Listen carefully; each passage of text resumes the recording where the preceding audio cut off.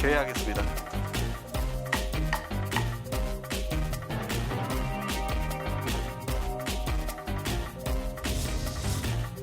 그 시를 썼을 때는 20년 전 아닙니까? 2002년도 국민 여론의 추이를 살펴본 다음에 어떤 판단을 해야지 그냥 무작정 일방적으로 단죄를 하듯이 하는 거는 좀 저는 적절치 않다 이렇게 보고 있습니다. 윤 비서관의 징계성 처분, 왜곡된 성인식과 폭언이 윤 대통령의 상식에는 부합하나 봅니다. 공정과 상식을 산산이 무너뜨린 윤 대통령식의 인사야말로 각자가 보고 듣고 싶은 사실만을 선택하거나 상대의 의견을 억압하는 반지성주의의 다름 아닙니다.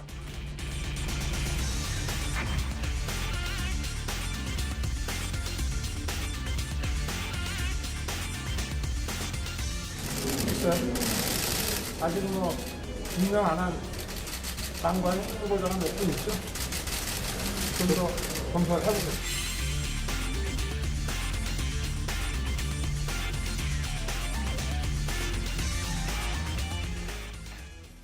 네, 오늘 여의도 사사건건은 김정재 국민의힘 의원, 김종민 민주당 의원과 함께합니다. 자, 두 분 어서 오십시오. 안녕하세요. 네, 반갑습니다.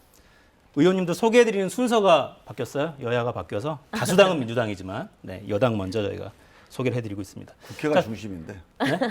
국회가 중심이라고. 네. 대통령도 의회주의자긴 한데 네. 다수당 먼저 해주십시오. 아, 그럴까요? 네, 네. 네, 김종민 알겠습니다. 의원 먼저 하십시오. 제가 내일은 출연자분한테 미리 좀 여쭤보고 소개해드리는 순서는 이렇게 하겠습니다.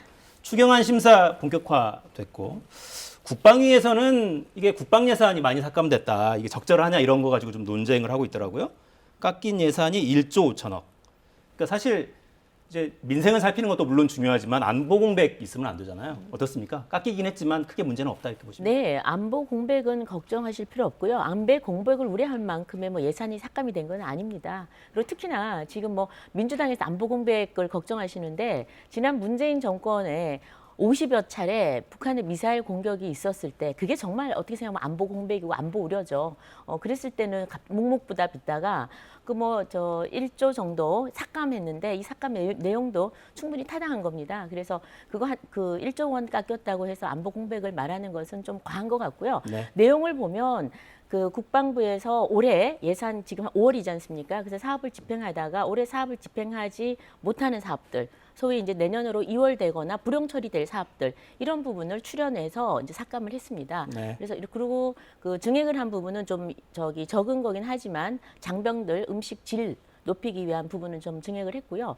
그다음에 이번 추경은 다 아시다시피 소상공인 그리고 소상공인들 자영업자들에 대해서 지난번에 영업 제한을 한 그런 부분에 대해서 이제 손실 보전금으로 해주는데 주안점을 두기 때문에 다른 모든 부처에서 불필요한 예산은 전체적으로 조금씩 삭감을 했습니다. 예, 전체적으로 한 7조 이르는 이제 지출 구조 조정 예산 중에 한 23% 정도, 한 4분의 1 정도가 국방 예산이에요. 그래서 저는 좀 걱정스러운 게 지금 용산 집무실 이전 때문에 국방부 합참을 다 대이동을 시키지 않았습니까? 군사훈련 기간 중에. 그것 때문에 이제 안보를 좀 소홀히 한다 이런 오해를 받았는데 예산도 보니까 국방 예산이 좀 만만하다 이렇게 보는 거 아니냐. 그래서 이 정부가 안보에 대해서 좀 개념이 없는 거 아니냐 이런 이제 오해를 받을 수가 있고요. 진짜 묘한 게 진보적인 정권, 우리 개혁적인 정권이 들어설 때 국방 예산이 올라갑니다. 그러니까 보수 정부보다 지금 노무현 정부, 문재인 정부 때 국방 예산 증가율이 훨씬 높아요. 그러니까 이거는 이제 진보적인 정부는 안보 문제에 대해서 혹시라도 의혹이 있거나 아니면 문제 제기가 있으면 안 된다라고 조심해서 더 적극적으로 이 국방에 대해서 조금 더 애를 쓰는데 보수 정부가 되면 우리가 보수 정부니까 안보에 대해서 누가 책 잡겠냐 이렇게 안심하는 거 아니냐 그런 걱정도 좀 듭니다. 그래서 저는 1조 5천억이 작은 돈이 아닌데 대개 보면 전력과 관련된 예산입니다. 그리고 거기에 보면 이제 증액된 게 하나가 있는데 장병 급식비가 증액이 됐어요. 이번에 병사 월급 200만 원을 바로 못 한다고 이제 되게 혼나고 있지 않습니까? 그러니까 그거를 약간 좀 만회하기 위해서 급식비를 좀 올린 거예요. 그래서 이게 전력 예산을 이렇게 삭감하면서 하는 게 모양새가 좋아 보이진 않아요. 설명을 좀 더 해주셔야겠는데요. 전력 아니, 예산 깎고 급식비 올렸다. 네, 지금 정확하게 얘기하면 한 1조는 아니고 1조 못 미칩니다. 최종 예산 삭감된 건 한 9,500억 정도 되고요. 네, 그러니까 방사청 근데- 예산까지 네네, 포함해서. 다 포함해서. 근데 지금 말씀 들어보니까 진보 정권이 정권을 잡게 되면 더 안보에 대해서 예산을 많이 쓴다 그러는데 그럼 돈만 쓰고 북한 미사일 저렇게 핵무기 다 개발하는 거는 뭐 왜 놔뒀는지 모르겠습니다. 그리고 다 아시다시피 그렇게 그 핵미사일 뭐 계속해서 공격을 받을 때마다 제대로 NSC 한번 연 적이 없습니다. 그래서 저희는 지난 5년 동안 보면서 모든 국민이 이번에 5년 만에 정권 교체를 했습니다. 0.73%의 기적을 이루는 그런 5년 만에 정권 교체가 처음 아닙니까? 이렇게까지 짧은 시기에 정권 교체를 한 이유는 일자리 문제도 있고 뭐 여러 가지 사회가 전체적으로 뭐 계속해서 미래가 불안하고 청년들이 갈 데가 없고 이런 문제들도 주택 문제 등등 많은 문제들이 있지만 분명한 것은 북한이 핵 개발을 거의 완성해 가면서 우리가 안보 공백이 있다는 그런 국민들의 우려는 분명히 있는 것이거든요. 이건 아마 부정할 수 없는 사실일 겁니다. 차라리 여기 돈을 적게 썼다 그러면 이해되는데 돈도 많이 쓰고 국방에 그만큼 예산 치중했다 그러면서 왜 이렇게 안보 문제에 대해서 이렇게 국민의 우려를 자아냈는지 민주당은 그 부분에 대해서는 좀 반성을 해야 되지 않을까 싶습니다. 제가 한 가지만 꼭 부탁을 드리고 싶은 게 안보 문제에 대해서 너무 이렇게 여야가 정쟁적으로 논쟁을 하는 게 저는 안 좋다고 보는데 대표적인 게 우리 존경하는 우리 김정재 의원님 제가 평소에 좋아하는데 참 이런 얘기 좀 안 하는 게 좋을 것 같아요. 그러니까 민주당 정권이어서 핵무기 개발됐다. 이거는 민주당을 공격하기 위해서는 좀 그 먹음직도 하고 보암직도 한 논리지만 사실은 북한 사람들이 문제죠. 그리고 이명박 박근혜 정권 국민의힘 정권 10년 동안에는 핵무기 개발이 안 됐나요? 그때는 핵무기가 중단됐습니까? 이거는 우리 정부가 누구냐와 관계없이 어떤 정부든 보수 정부든 진보 정부든 열심히 최선을 다해서 막기 위해 노력했지만 북한이 이 국제적인 반대를 무릅쓰고 강행하는 거죠. 우리가 이거에 대해서 경각심을 가지고 힘을 합쳐서 한 목소리로 대응하고 공격을 해야지. 이거를 우리 쪽에서 소홀히 했다, 우리 쪽에서 관심이 없었다, 이런 논리는 오히려 북한을 도와주는 논리가 될 수가 있어요. 그래서 저는 우리가 핵무기 개발에 대해서 같이 걱정하고 또는 뭔가 대책을 세우자는 취지는 좋은데 그거를 정파적으로 누구 때문에 이렇게 했다, 이런 논리는 전 좀 이 외교 안보의 어떤 초당적 대처에는 좀 도움이 안 된다. 저는 그런 부탁을 좀 드립니다. 네. 자, 정부의 대응에 대한 야당의 비판이야 야당의 또 임무기도 하니까 네. 당연히 해야 됩니다만 지금 북한이 핵실험 준비 다 끝냈다고 하잖아요. 네. 그때 또 야당은 어떻게 비판을 할지 여당은 또 어떻게 설명 그때 한번 보겠습니다. 그 여야가 없죠. 우리 같이 힘을 그러니까 합쳐서 그래야 되는데. 네, 대응을 해야 됩니다. 네. 근데 미사일 발사 이건 딱 객관적인 거 아닙니까? DJ 정부 때 한 번, 노무현 정부 때 이 객관적 데이터가 나와 있습니다. 11번, MB 때 12번, 박근혜 정부 때 5번입니다. 그런데 문재인 정부 때 52회입니다. 여기에 대해서 전혀 대응을 안 한 겁니다. 이건 분명히 직무유기고 국민의 생명과 안전을 담보해야 될 국가로서 정부로서 저는 분명히 직무유기한 것은 분명하다고 생각을 합니다. 이 부분에 대해서는 대응은 뭐 열심히 했어요. 근데 이제 잘 안 그 됐습니까? 대응이라고 하는 게 우리가 근본적으로 이걸 뿌리를 뽑기 위한 대응. 그게 이제 판문점 회담이라든가 북미 간의 핵 협상이라든가 이런 대응들을 위주로 해서 이제 대응을 한 건데 성과는 못 냈지만 이런 시도나 이런 노력도 소중한 겁니다. 이런 게 쌓여서 모든 게 합해서 나중에 선을 이루는 날이 올 거다. 그렇게 생각하고 우리 힘을 합쳐야 돼요. 네. 이거 갖고 쓸데없는 논쟁을 길게 하면 안 됩니다. 네. 지금 새 정부에서도 북한 코로나 상황에 대한 지원도 검토하고 있다고 하니까 북한의 답변을 기다리고 있죠. 보겠습니다. 지금 국회는 국회 운영위도 진행 중이고요. 윤재순 총무비서관 관련한 질의가 있었고 윤 비서관의 답변도 있었어요. 제가 그걸 뽑아왔는데 이걸 잠깐 읽어드리고 이어가겠습니다. 일단 윤재순 비서관에게 질문이 갔고 답변을 이렇게 했어요. 지나간 부분에 대해선 어떤 식으로든 그게 국민들에게 상처가 되고 불쾌감을 느꼈다면 당연히 사과드려야 맞다 이렇게 생각했어요. 일단은 유감 표명을 한 거죠. 다만 사실관계는 분명히 다른 부분이 있다면서 몇 가지를 짚었고 하지만 미주알 고주알 설명드리면 또 다른 불씨가 되고 그래서 그런 설명은 하지 않는 게 적절하다. 그러니까 유감 표명을 하긴 했는데, 그러니까 크게 논란이 된 건 두 가지입니다. 검찰 재직 시절에 받았던 2차례 성비위와 관련된 징계 사안이 있었고, 또 시에 드러난 성인식 관련 논란이 있었어요. 국민의힘 여성 의원들이 좀 부적격이다 이런 의사를 전달한 바가 있습니까? 아니 그런 적은 없습니다. 따로 그런 적은 없고 아마 원내 지도부에서 전체적으로 그 의원들 의견을 여쭤본 걸로 알고 있고요. 그러고 이런 문제에 있어서 뭐 여성 의원, 남성 의원의 인식이 달라야 되나 저는 그런 생각을 합니다. 이런 부분에 대해서는 어떻게 생각하면 시대 정신 또 상식 지금 모든 것들을 고려했을 때 저는 남녀의 그 반응이 큰 차이가 없을 거라고 저는 그렇게 믿고 있고요. 네. 그 지금 오늘 뭐 아까 말씀하신 대로 뭐 두 가지인데 먼저 상처나 불쾌감을 줘서 유감이라는 사과를 한 것은 그나마 저는 다행이라고 생각을 합니다. 그 이게 뭐 20여 년 전에 시 속에 나온 내용이라고 하고 또 심지어 작가들은 이게 뭐 표현의 자유를 인정해달라라고 하는 것도 있지만 문제는 지금 20년 전의 시긴 하지만 지금 저희가 읽었을 때 이게 불편하고 뭔가 아직까지 성인식에 대해서 성인지 감수성이 떨어진다라는 느낌을 우리 지금 현 동시대를 사는 사람들이 느낀다면 그건 문제가 있는 거겠죠. 그래서 이 부분은 또 문학의 부분이니까 또 논의를 한다 하더라도 분명한 것은 그 징계성 처분을 받은 것은 객관적인 사실이니까요. 물론 그게 징계에 이르는 감봉이나 또 뭐 정직이나 이런 징계 절차는 아니라고 할지라도 그 당시에 그런 징계성 처분을 받았다는 것은 그렇게 썩 저희가 마음이 편한 내용은 아닙니다. 그래서 이 부분도 같이 충분히 고려해서 국민의 여론도 함께 고려해서 저는 잘 판단하리라고 봅니다. 딱 부적격이다 이렇게 판단하시는 않는 것 같네요. 네. 네, 알겠습니다. 김 의원님 어떻게 보십니까? 이게 이제 대통령 비서실의 총무비서관 자리는 대통령 비서실의 직원 전체를 총괄하는 자리거든요. 쉽게 얘기하면 대통령 비서실에서 이 성비위 관련해서 혹시 징계 사안이 발견되면 그걸 주관해서 처리해야 될 사람이에요. 그러니까 앞으로 윤석열 대통령 비서실은 내가 보기엔 성비위와 관련된 무슨 성추행 언행이라든가 문제가 발생하면 아마 처리하기 좀 어려울 거다. 제가 이분이 했던 발언이나 징계 내용을 좀 봤어요. 일반적인 평범한 공직자들 수준은 아닙니다, 절대로. 그러니까 이게 일반적인 우리가 시중에서 뭐 이제 좀 도를 넘어서 할 수 있는 뭐 언행이라든가 이런 걸로 본다면 뭐가 잘못이냐 이러고 우길 수도 있는데 적어도 공직의 핵심 대통령실의 총무비서관 자리를 놓고 이런 거를 허용해 준다는 거는 이런 거예요. 윤석열 대통령이 이런 정도는 크게 문제 삼지 않는다라고 하는 메시지를 국민들한테 주는 건데 그거는 나는 여성들한테 엄청나게 큰 나는 상처를 줄 거라고 봐요.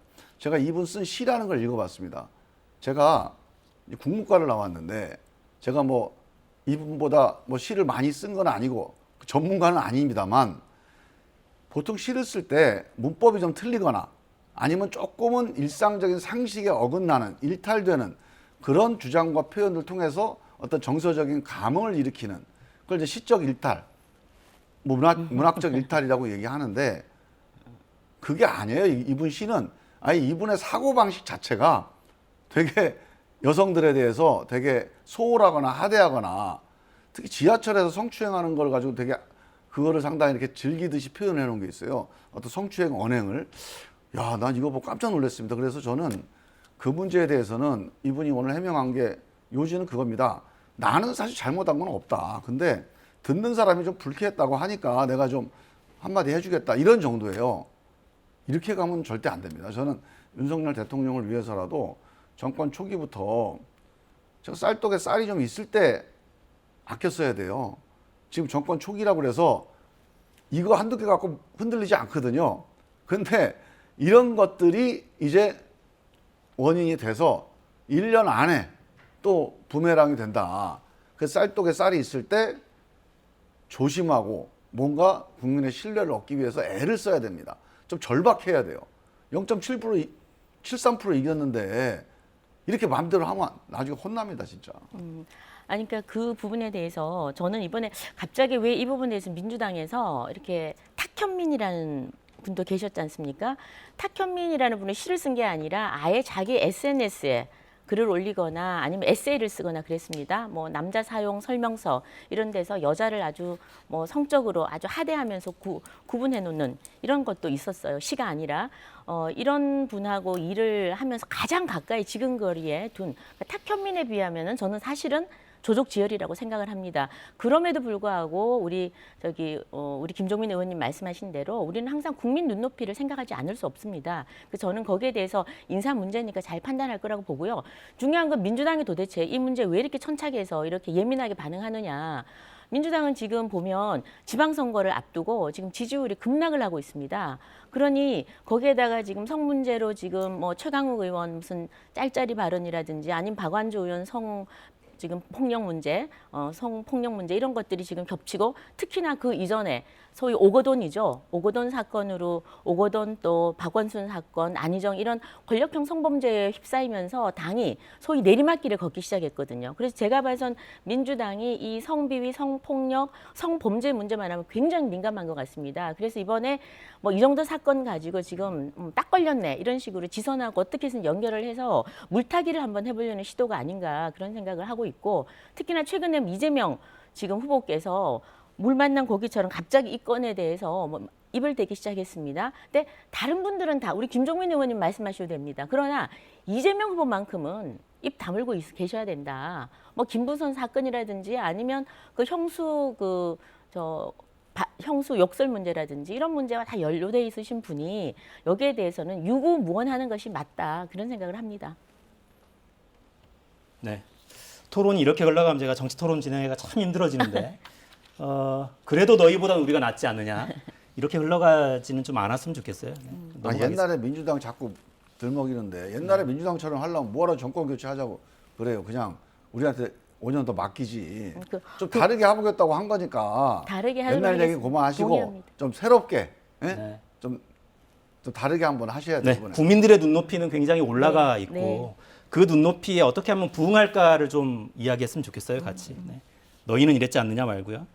자, 한동훈 법무장관 후보자도 오늘 임명할 가능성이 높아 보인다는 관측 계속 나오고 있고 김현숙 여가부 장관 후보자도 아마 같이 임명할 거다라는 게 대체적인 관측으로 보입니다.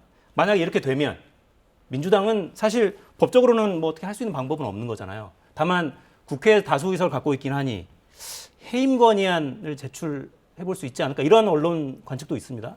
대책을 좀 세우고 계십니까? 근데요, 이제 뭐 그 얘기 나오는데 해임 건의라고 하는 거는 직무 중에 어떤 해임 사유가 발생했을 때 해야지. 그렇죠. 그 사람의 자격 요건은 임명을 막는 방향으로 우리가 노력을 해야지. 임명을 강행을 했어요. 그건 대통령 책임지우게 놔둬야죠. 그거를 뭐 해임 건의하는 방식으로 가는 거는 저는 조금 제 상식에는 안 맞는다고 보고 저는 이거는 전적으로 윤석열 대통령이 이제 평가받고 나중에 심판을 받아야 될 사안이라서 정말 조심스럽게 해야 돼요. 지금 사람들이 제가 청와대 노무현 대통령 때 5년 동안 같이 이제 보좌를 했는데 대통령에 대해서 오해가 있어요. 대통령의 인사권은 고유 권한이다. 누구도 건드리면 안 된다. 이런 논리들이 있잖아요. 이거 사실이 아닙니다. 대통령 개인, 인간은 불완전해요. 개인은 불완전한 개인한테 이런 중대 권력을 주지 않아요. 헌법이 그렇지 않습니다. 모든 게 제도와 시스템에 의해서 이루어지게 돼 있는 거예요. 전 세계의 선진 정치하는 나라들 중에 장관을 인간 개인이 그게 아무리 대통령이든 왕이든 개인의 판단으로 임명을 하는 나라는 대한민국밖에 없습니다. 우리는 그래서 후진국이에요. 미국도요. 우리랑 유일하게 대통령제 같이 하는 선진국이 미국인데 대통령이 장관을 마음대로 임명을 못합니다. 장관을 임명을 해서 국회 상원에서 인준을 받아야 장관이 돼요. 그렇게 장관 임명이라고 하는 것은 단순한 대통령 개인의 어떤 권한이 아니라 헌법적인 권한이에요.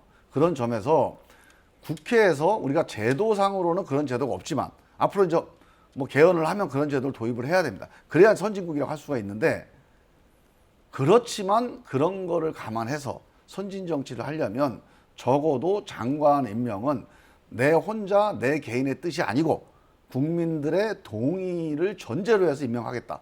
이런 각오를 가지고 정치를 하셔야 됩니다. 근데 국민들의 동의를 판단할 수 있는 기준이 없으니 그게 국회의 동의예요, 결국은. 의회에서 다수가 공감하고 동의해주지 못하면 그러니까 미국도요. 미국이 상원 인준이라고 하는 게 어떨 때 보면 대통령이 볼 때 불만인 경우도 있겠죠. 상원이 인준을 안 해준다. 그걸 감안해서 상원에서 인준을 받을 만한 사람만 고르게 돼 있습니다. 그러면서 자기 권력을 절제하게 돼 있는 거예요. 그렇게 절제를 해야 우리가 개인한테 이런 큰 권력을 맡길 수 있는 거지 절제하지 않는 개인한테 대통령 권력이나 큰 권력을 맡기면 사고 나요. 네. 근데 그렇게 말씀하시면 또 전 정부에서는 몇 명을 국회에 동의 안 받고 임명했는 줄 아느냐 하면서 수치를 또 제시하실 것 같아요. 아닙니다. 지금 사실은 해임 건의는 우리 김종민 의원님 말씀대로 해임 건의는 맞지 않고요. 해임 건의는 직무상 뭐 헌법 또는 법률을 위반했을 경우 네. 그럴 경우에나 강능하고 또 정책을 수립하고 일을 하다가 중대한 과실이 있을 경우에는 가능하거든요. 그러니까 지금 지명 철회를 하라 이게 정말 정확한 표현이겠죠. 근데 두 사람 다 지금 결격 사유가 사실은 없습니다. 명백한 결격 사유. 그래서 지금 인사청문회를 통해서 여러 가지 질문을 하고 답변을 하는 과정에서 의혹이 해소된다든지 그렇게 되면은 또 여론이 형성이 되겠죠. 다 아시다시피 한동훈 지금 후보 같은 경우도 여론이 인사청문회 하기 전보다 더 좋아졌습니다. 그리고 김현숙 장관 같은 경우에 저도 여가에 있었는데 계속 자료 제출만 하라고 새벽 1시 반까지 하다가 결국은 뭐 특별한 결격 사유는 없었던 걸로 돼서 아마 임명을 강행을 하시지 않을까라고 지금 추측이 됩니다. 네. 뭐 수단이 없는 거네요, 결국. 그러면 이 문제는 어떻게 합니까? 만약에 장관 국무위원 후보자들에 대한 임명을 야당의 동의 없이 그냥 간다면 그러면 야 이제 우리 한덕수 총리 후보자 인준은 못 해주겠다. 이런 기류가 더 강해질 것 같긴 합니다. 이게 정치도 사실 사람이 하는 일이라 네. 야당 요구를 이렇게 들어주지 않는다면 어떻게 협조하겠어라는 기류가 강해질 것 같긴 합니다. 그래서 저는 이제 뭐 그걸 연계시키는 거는 뭐 저는 우리 당의 원칙은 아니고요. 공식적으로야 그러지 연계시킬 않겠습니다만. 필요는 없다고 보는데 국회의원들이 이제 투표를 하게 되지 않습니까? 그 투표의 표심에 영향을 미칠 가능성이 있어요. 윤석열 정부 전체에 대한 평가, 판단, 정부 구성을 이렇게 일방적으로 하나? 그러면 이건 조금 우리가 냉정하게 봐야 되겠다. 그게 좀 그 투표 표심이 좀 야박해질 수가 있습니다. 그런 점들 본다면 윤석열 대통령이 이제 판단하셔야 돼요. 그러니까 국회하고 이렇게 그냥 딱 이 한냉전선을 치고 갈 건지 아니면 좀 대화를 통해서 뭐 협력적인 관계로 갈 건지에 대한 판단을 이제 대통령이 하셔야죠. 뭐. 협의할 여지가 좀 있어 보입니까? 근데? 사실 문재인 정부 아까 뭐 수치까지는 얘기 안 하겠습니다만 임명 저희가 재송부 요청을 하고요. 대통령께서 재송부 요청을 하고 한 이틀 있다가 그냥 임명을 하셨습니다. 아마 일을 해야겠다는 의지가 더 강했겠죠. 그래서 그 책임은 아까 우리 김종민 의원님 말씀대로 평가를 받는 것입니다. 그래서 이번에 한덕수 총리 같은 경우에는 노무현 정부 때 총리를 했고 협치를 생각해서 내놓은 히든카드였습니다. 민주당과 반드시 협치하겠다라는 걸로 그래서 후보 시절부터 계속 생각을 했던 그러니까 한덕수뿐이다라고 얘기한 건 그만큼 협치에 대한 의지가 있다라는 겁니다. 그래서 지금 다른 여타 정호영이나 한동훈 후보와 이거 맞비를 하기 위해서 지금 한덕수 후보가 지금 이용당하고 있다고 생각을 좀 많이 하는 것 같습니다. 그래서 이 부분에 대해서는 지금 이런 것을 무슨 맞교환을 하는 이런 방식 말고 구태거든요. 이제 이거는 접고 정말 결격 사유가 있다면 당연히 자진 사퇴를 하거나 임명 처리를 해야 된다고 저는 봅니다. 근데 그게 지금 아닌 것이 인사청문회를 통해서 충분히 밝혀졌다면 그런 부분에 대해서는 좀 임명을 해서 일을 할 수 있도록 하는 것이 좋을 것 같습니다. 지금 할 일이 산적해 있습니다. 그래서 일을 한번 시켜보면서 못하는 거 있으면 그때 비판하고 그때 때리고 그때 심판 받도록끔 윤석열 정부가 못한다면 당연히 국민의 또 심판을 또다시 받아야겠죠. 저는 그것이 맞다고 보고 적어도 0.73%밖에 이기지 못했지만 그래도 힘겹게 출발한 지금 윤석열 정부입니다.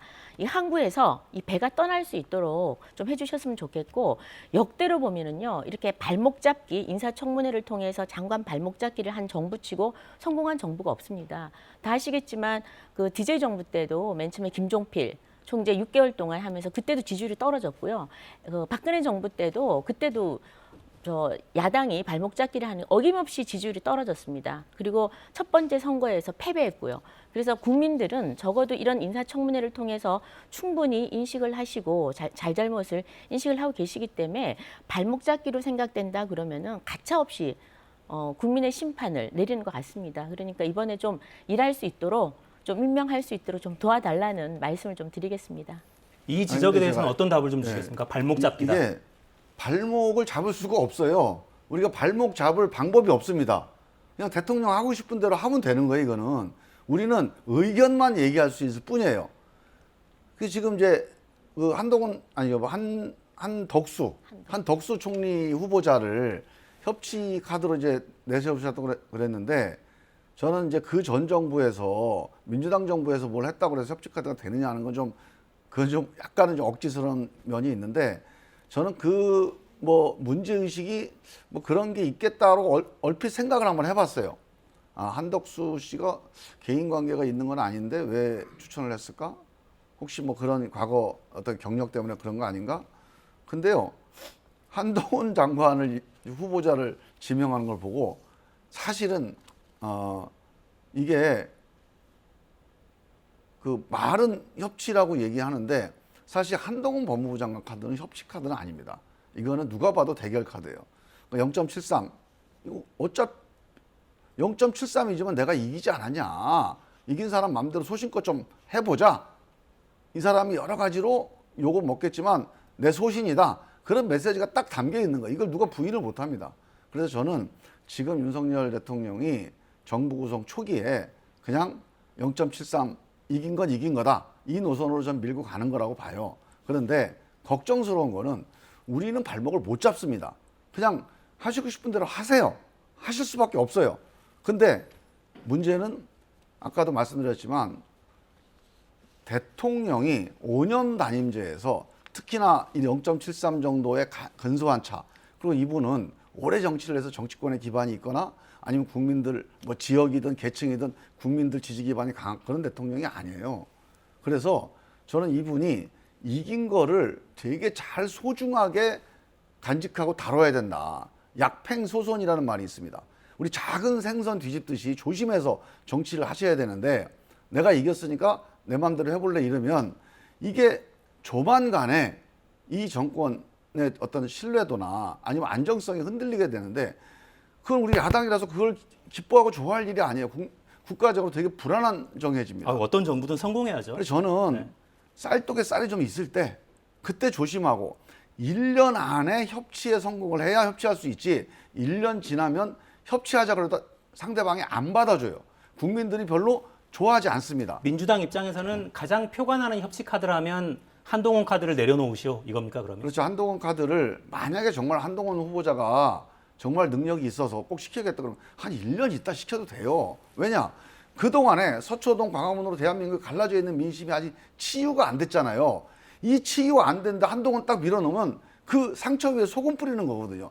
옳건 그르건 논쟁은 그 다음 문제입니다. 네. 이 정서적인 국민들의 공감, 정서적인 어떤 수용 이런 것들이 없는 이런 정서적 교감이 없는 정부가 되면 협치하기 참 어려워진다는 거죠. 그러니까 이 0.73%포인트 이 차이를 이것도 완전히 다르게 인식하죠. 아까 초반에 의원님은 기적이라고 표현하셨고. 기적이죠. 이게 네. 기적일 수밖에 없는 그러니까. 게 한번 생각해 보세요.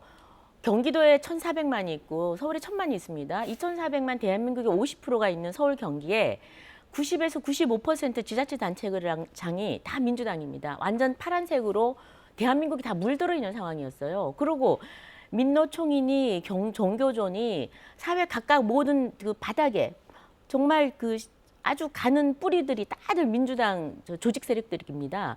그런 상황에서 그리고 적폐 세력으로 몰려가지고 아직까지 4년 만에 큰 날갯짓도 한번 제대로 못 해본 그런 보수 세력이었습니다. 이런 힘든 상황에서 이긴 겁니다. 누가 이기게 해줬느냐? 국민의힘이 이긴 게 아니에요. 국민이 이긴 겁니다. 국민들이 지난 5년 지긋지긋했다는 거죠.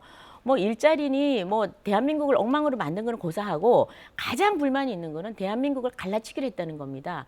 갈등 국면으로 국민들을 몰아넣고요. 그래서 이긴 거기 때문에 저는 이 부분도 지금 말씀하시는 게 내 맘대로 하는 윤석열 대통령에 대해서 지금 말씀을 하셨는데 지금 내 맘대로 하고 있는 거는요. 윤석열 대통령이 아니고 국회입니다.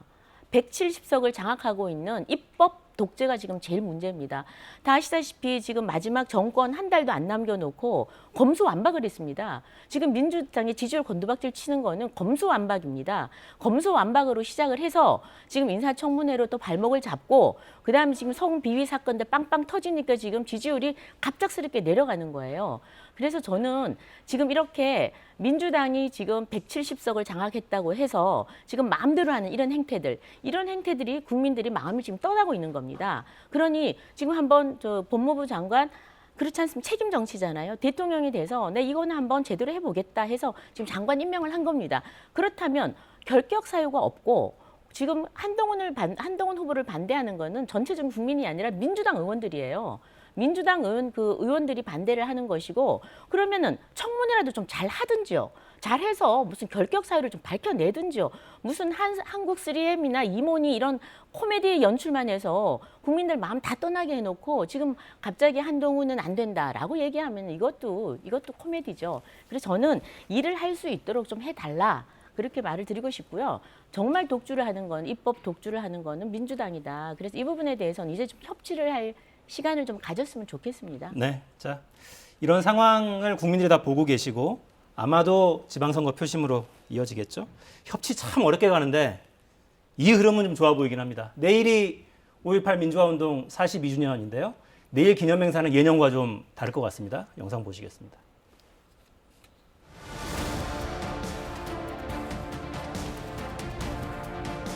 우리가 직면한 위기와 도전의 엄중함은 진영이나 정파를 초월한 초당적 협력을 그 어느 때보다 강력하게 요구하고 있습니다.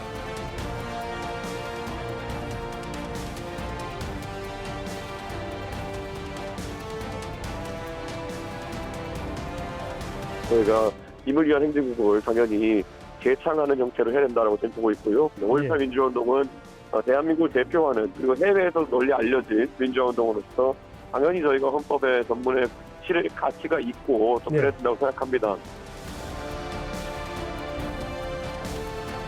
참 오래 걸렸습니다. 그래도 모두 진심으로 환영하고 감사드립니다. 국가 기념식 참석으로 끝낼 것이 아니라 21대 국회 후반기 원구성 협상에서 5.18 정신을 우리 헌법에 담기 위한 특위 구성을 조건 없이 동의함으로써 그 진정성을 보여주시기 바랍니다.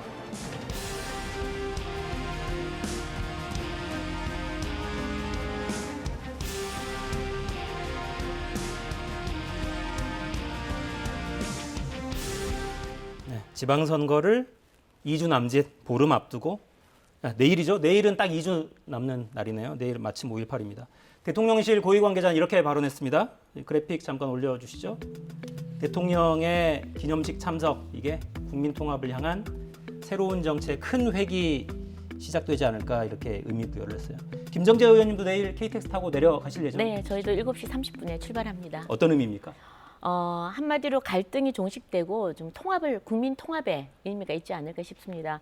다 아시다시피 그 5.18 민주화 운동은 95년 YS 정부 때 5.18 민주화 운동 특별법을 만들어서 저희가 매년 그 민주화 운동하신 분들과 유가족들과 함께 식을 거행하고 있는데 이번에 저희가 전원이 참석해서 국민이 좀 하나 되는 동서가 화합하는 그리고 민주화 운동이 어떤 특정 세력의 전유물이 아닌 우리 국민이 모두 함께 그 당시에 민주화를 이루어냈던 것을 함께 좀 기리고 축하하는 그런 자리가 됐으면 좋겠습니다.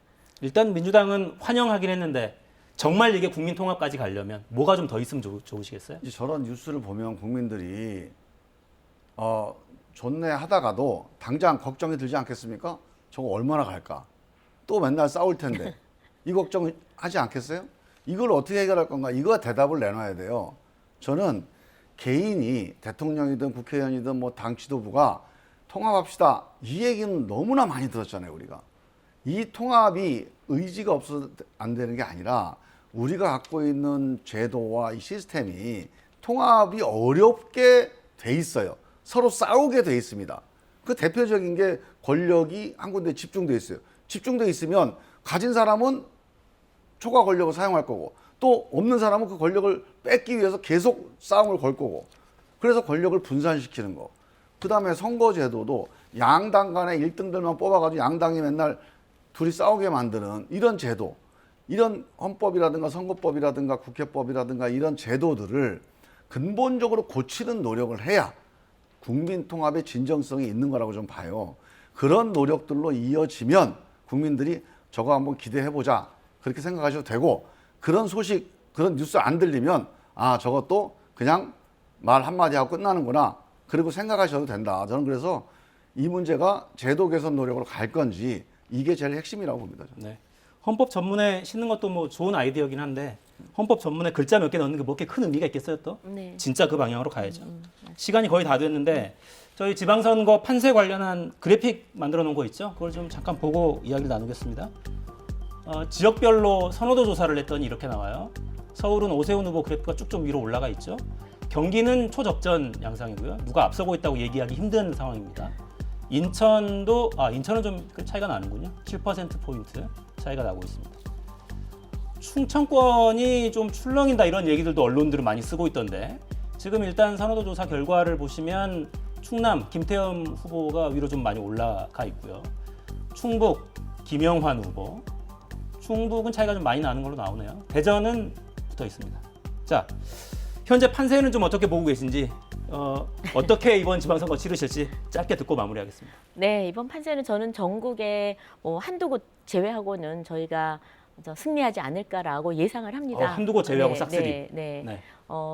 특히나 그 이재명 후보가 나와주신 게 저희한테는 참 큰 선물인 것 같습니다. 그래서 이재명 후보가 지금 뭐 수도권 한 곳만 이겨도 민주당이 승리라고 하니까요. 수도권 한 곳만 이기시고 이 말씀하시는 게 참 안 맞거든요. 왜냐하면 이건 총괄 지휘하시는 분이 이렇게 말씀하시면 뭐 권투 선수가 나는 뭐 한 대만 때려도 나는 이기는 거다 이런 말하고 같이 들리는데 저는 이 말 듣고 참 놀랐습니다. 우리가 수도권에서는 적어도 경기도에서는 우리가 다 이기겠다 이렇게 말씀하실 줄 알았는데 이거 벌써 저 패배할 거 예상하시고 본인이 먹고 빠져나갈 구멍을 마련하지 않나 이런 생각까지 들었는데 저희는 낮은 자세로 국민들에게 마지막까지 최선을 다하는 그런 모습 보이면서 다가가겠습니다. 네. 네. 저는 민주당이 점점 어려워지고 있다고 보는데요. 제가 이제 당 지도부에 좀 쓴소리를 개인적으로도 하고 좀 계속 얘기를 하고 있는 게 뭐냐면 졌지만 잘 싸웠다. 이 노선으로 선거운동하면 안 됩니다. 우리가 진 거고 정말 우리 지지자들한테도 미안한 거고요. 그 다음에 우리를 안 찍은 국민들한테는 그분들이 왜 안 찍었는지 정말 우리가 반성하고 돌아봐야 되잖아요. 그런 자세로 선거운동을 해서 그나마 우리가 후보 경쟁력이 있는 데들 꽤 있어요. 우리 예를 들어서 강원도의 이광재라든가 경기도의 김동연, 충남의 양승조 이런 후보들은 실제로 여론조사상 왔다 갔다 합니다. 그러니까 후보 경쟁력이 있어요. 이런 분들이라도 선전할 수 있게 최선을 다해서 하려면 우리가 대선 버전 2 이거 이렇게 가면 안 됩니다. 졌지만 잘 싸웠다. 지난번 대선에서 우리가 뭐 정권 뺏겼으니까 뭐 다시 한번 해보겠다. 이게 아니고 져서 우리가 반성하고 새롭게 해보겠습니다. 그래서 이번에는 좀 일꾼을 뽑아 주십시오. 일은 제대로 하겠습니다. 이렇게 가야 된다. 그래서 저는 대선 시즌 2로 가는 이 선거 양상 이걸 우리 중앙당이나 아니면 선거 대책 관계자들이 정말 조심해야 되고 고만해야 됩니다. 네. 후보 일꾼들의 경쟁력 위주로 그렇게 좀 철저하게 선거운동을 해서 최선을 다해서 남은 기간 동안에 하여간 만회를 해야 된다고 봅니다. 알겠습니다. 두 의원님 말씀하시는 것만 봐도 판세가 어떤지가 대략 좀 감이 옵니다. 자, 마무리하겠습니다. 김종민, 김정재 의원이었습니다. 감사합니다. 네, 고맙습니다. 감사합니다.